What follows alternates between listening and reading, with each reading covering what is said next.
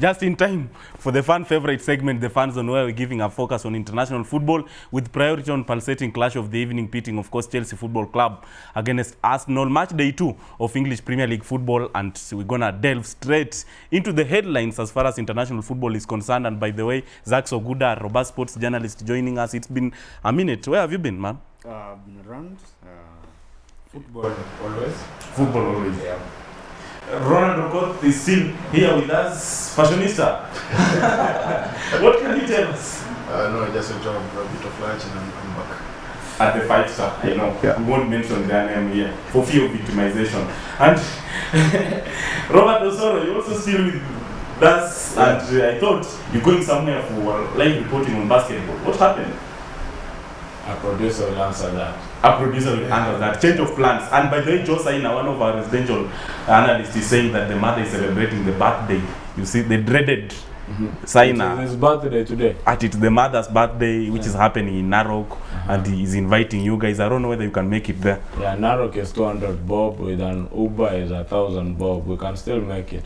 I know what might influence you to strain and sweat to get to Narok for Joe Saina's mother's birthday. I know. Yeah. I know the inspiration behind that. But straight into football headlines. One of the captivating,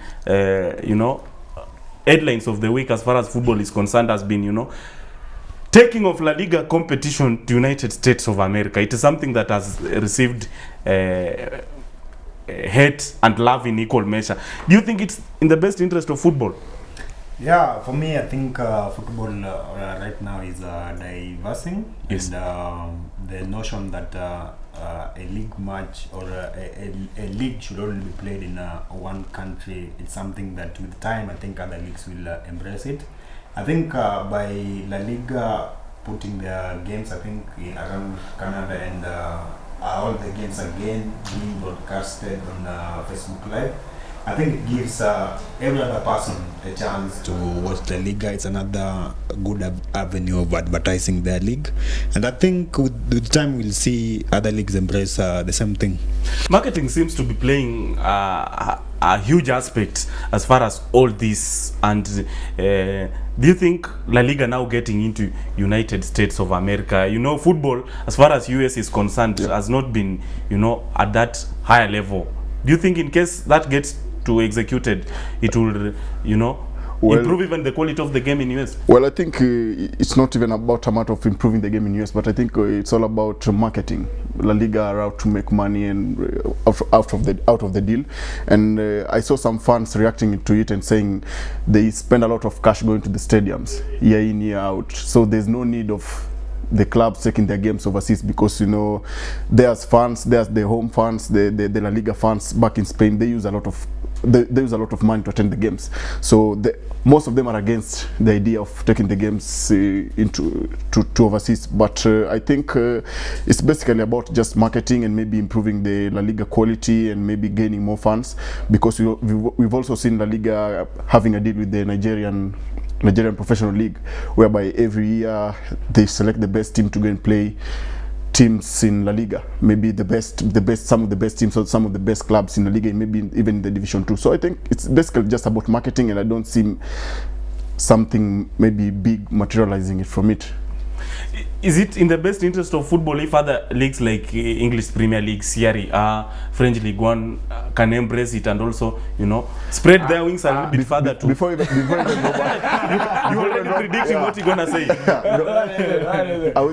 I think I saw some tweets being said by English Premier League fans, and they were really warning the English, the FA to not dare even enter such a deal, because they really slaughter them. So most of them are totally against it. They just want the Premier League to remain in England. Yeah. I think it's two-way. One of the reasons why the La Liga is coming with this kind of president is that they want to fight the global dominance of the English Premier League, and now they are trying to use North America and Canada, because football in North America and Canada is not embraced that much. You realize that much of the Major League Soccer is more franchise football compared to English Premier League, which is more club football and more community-based football. So in America, you'll find Beckham will start a franchise in LA, with the LA Galaxy and try to groom it, but he will make 20,000 fans in a stadium. In England, you've got a Manchester United club which is considered more communal and it has its loyal supporters. Now, for La Liga, how do you fight the English Premier League global dominance? You try to take your games out of your country. It's not La Liga which has tried first. You tell the NFL, they have done it with the Super Bowl. You tell that the New England Patriots will play with the New York Yankees in England at Wembley. And they say that they can get fans in these stadiums, but that's a one-off. The major question will be, will you keep this momentum going? Because at home, you've got your own stadium, you've got your own field with your own setup of play on how you're going to manage your fans and everything. Yeah. So, taking this game to, let's say, Miami, will you maintain that standard all the way to Miami? Will your fans also follow you to Miami? So it's Ronald Okoth, you have got some burning response. Yeah, if I can add on that, I think Rob's sentiments are true, because let me give an example. I've never seen many Hull City jerseys in my life like I'm seeing them right now in Nairobi. Even I think Zach has one. And you know, just the mere fact that they brought Hull City to Nairobi, we saw the attendance in Kasarani. Yes, we don't see it in our league games. Yeah. Maybe I think them taking the Premier League or maybe La Liga games into other countries will attract a lot of fans. So I think it's a good idea. It's a good idea at the end of the day, because they'll be gaining a lot of fans, and maybe even the attendance will be huge. And in terms of revenue, they'll also be banking. But then again, you will be looking at timelines, because now La Liga might be becoming a boxing event. It's El Clasico, Real Madrid versus Barcelona. In California or in Detroit, it's a one-off match. Now, what about the league in the United States? What will the MLS say? What will be the Canadians say? Will this league be getting into our TV airtime? Because a club in the United States, when you bring in La Liga into their own time zone, they'll be like, what's happening? Zach, I'm gonna drag you into this conversation. These guys are over-dominating it. I don't think it's a last sentiment on La Liga interfering with the timelines of the MLS we holds any water, because the other day when I thought I saw Sundowns bring when they had every other match ongoing.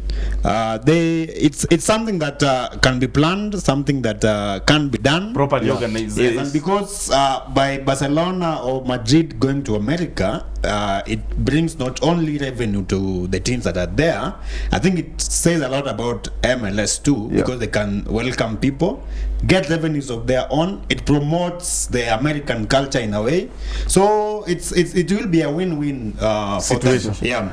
Just a development that, just like I indicated to you earlier, has elicited mixed reactions from football fans who think that some 50-50 love, hate in equal measure, thinking that it's in the best interest of football growth and development. Some thinking that, you know, it is not supposed to be implemented or rather executed because it will a little bit of, you know, water down the quality of the game. But marketing aspect, maybe kudos. Final comment regards to that? Plus, you remember Morocco just proved why they deemed themselves to be part of Europe. Yes. They're not Africa. We saw Super Cup being hosted in Morocco. The other day. Barcelona playing against, no, it was Madrid.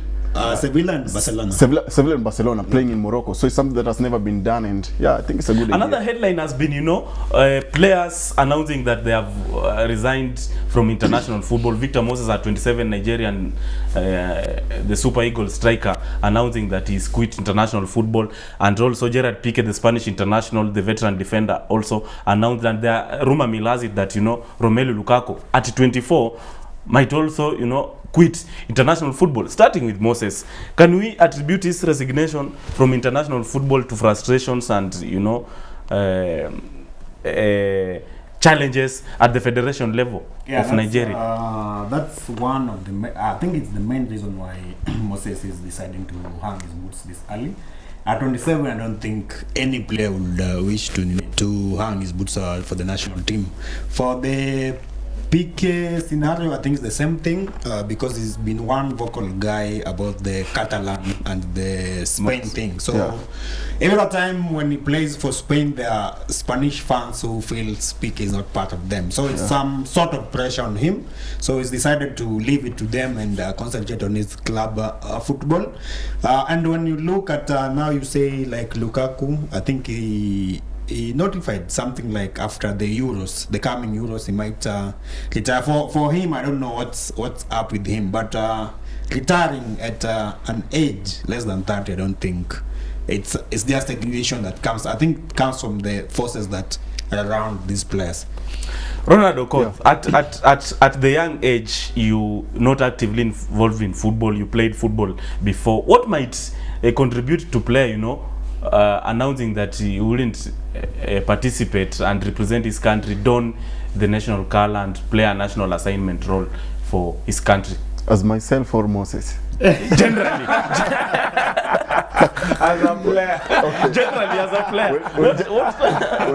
Well, I'll speak in terms of Moses. I think in the past there have been some rumors whereby Moses haven't been in good terms with the Nigerian FA President Amaju Pinnick. There have been some rift between them, though it's been played down. Though I think that might be the main reason as to why he decided to hang his boot, because most of the times he's been having a bit of rift with the president. Even there's a time when I think Nigeria were playing at home, and when the president, before the match, he was greeting everyone.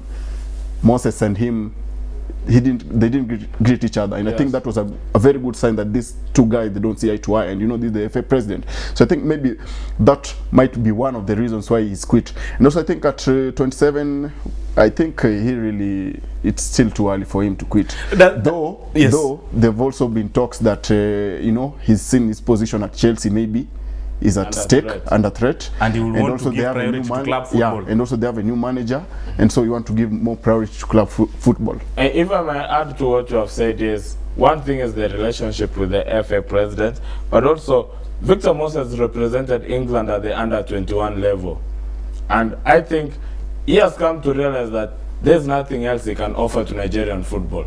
There's nothing more he can do to Nigerian football. So being at the world-class level with England, with Chelsea, and coming to play for Nigeria, he has done his part.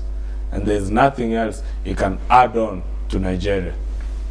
Wow, that's an excellent conversation happening on the Fan Zone on Y254 Touchline. It is the show. My name is Maxwell Wasike. We're discussing about international football. Then on Wednesday also, Atletico Madrid performed exceptionally well, winning Super Cup, beating the arch rivals Real Madrid. A lot of, or interpretation, something that the effect of Cristiano Ronaldo has just started. Do you attribute their loss to Ronaldo's departure to Juve? Somehow, I think Ronaldo's loss to any team would be a big blow. And when you look at the new coach, that Lopetegui, I don't think he has had enough time to know a lot about his players, who to field where, and you could hear him say that this will be a big season for Gareth Bale, when everyone knows what Bale can do, but there are some question whether he is the guy to replace Cristiano Ronaldo at Real Madrid. So he needs to get his squad well first, then we can judge him from that after some time.